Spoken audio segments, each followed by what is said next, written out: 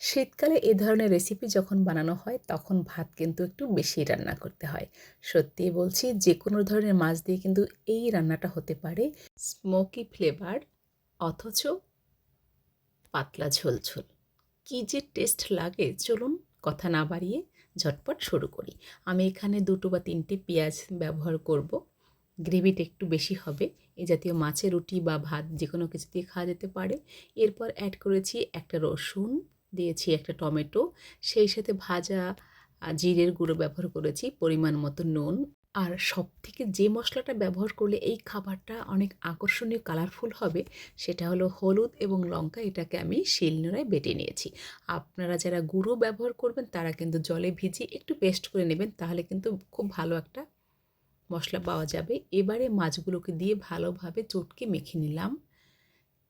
এরপরে অ্যাড করেছি পরিমাণ মতো ধনেপাতা। তবে কিছুটা ধনেপাতা রেখে দিয়েছি, নামানোর আগে একটু ব্যবহার করব। সেই সাথে পরিমাণ মতো সর্ষের তেল দিয়ে মেখে রাখবো যখন যেমন সময় থাকে। আমি কমপক্ষে 10 থেকে 15 মিনিট সবসময় মেখে রাখি এভাবে। তবে টমেটো দিয়ে যেহেতু জলটা বেরোবে এই কারণে মিনিট 5 বা 7-8 মিনিট রেখে এটাকে আমি রান্নায় বসিয়ে দেব। এর জন্য দরকার হয়েছে আমার 1 টুকরো পাতা, কলা গাছ থেকে 1 টুকরো পাতা নিয়েছি। আপনারা কিন্তু যেকোনো ধরনের পাতা এটা করে নিতে পারেন, অথবা বাজারে এখন অনেক কিছু পাওয়া যায় এই মাছ পাতুরি করার জন্য। সেই সাথে কলা পাতা তো সব বাজারেই কম বেশি কিনতে পাওয়া যায়। পাতার উপরে একটু তেল ব্রাশ করে মাছগুলোকে সাইড থেকে দিয়ে দিয়েছি। আর এই মাছের মধ্যে কিন্তু একদম সফট সবজিও ব্যবহার করা যায়, যেহেতু মাছটা নরম রয়েছে। পাতুরি করার ক্ষেত্রে ছোট ছোট কিছু টেকনিক থাকে। যে মাছগুলো একটু শক্ত হয় তার মধ্যে কিন্তু শক্ত বা যে কোনো ধরনের সবজি ব্যবহার করা যেতে পারে। আর সফট মাছের মধ্যে অবশ্যই নরম সবজি কিংবা সফট সবজিগুলো আমি ব্যবহার করে থাকি, তাহলে ব্যালেন্সটা ঠিকঠাক হয়, খেতে সুস্বাদু হয়। এবারে সমস্ত মশলাগুলোকে কিন্তু মাছের মধ্যে আস্তে আস্তে বসিয়ে দিয়েছি, যাতে খালি পাতায় মশলাটা না পড়ে গিয়ে পুড়ে না যায়। এটার জন্য মাছের মধ্যে ফাঁকা করে করে সব পাশে কিন্তু মশলাটা ব্যালেন্স করে দিয়ে দিয়েছি। দেখতেই পাচ্ছেন, একই মাছের পাতুরি আমরা সবাই করব। এক একজনের হাতে কিন্তু এক এক ধরনের টেস্ট হতে পারে, শুধুমাত্র রান্নার কৌশলের জন্য। এবারে একটা পাত্রে নিচে 1টা কিংবা 2টো লেয়ার দিয়ে এই পাতাটাকে আলতো হাতে বসিয়ে দেব, যাতে পাতাটা ফেটে না যায়। এবারে যে পাত্রটা মাখিয়েছি সেটা ধুয়ে কিন্তু যথারীতি অল্প জল এখানে ব্যবহার করেছি।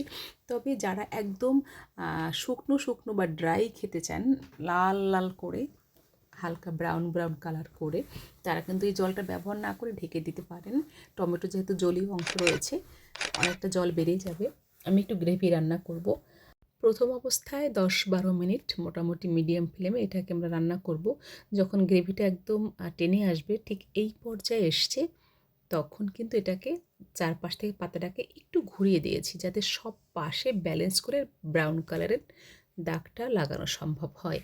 আরও 5-7 মিনিট উনুনে রেখে মিডিয়াম টু লো ফ্লেমে এটাকে আমি রান্না করেছি, বা জলটাকে একটু শুকিয়ে নিয়েছি। এরপরে উপর থেকে একটা লেয়ার দিয়ে, যে কোনো কিছু দিয়ে ঢাকনা দিয়ে কিংবা যে কোনো প্লেট দিয়ে চাপা দিয়ে আর একটা পাতা দিয়ে আমি এটাকে উল্টে দিয়েছি। এরপরে আবারও একটা লেয়ার দিয়েছি পাতার নিচে।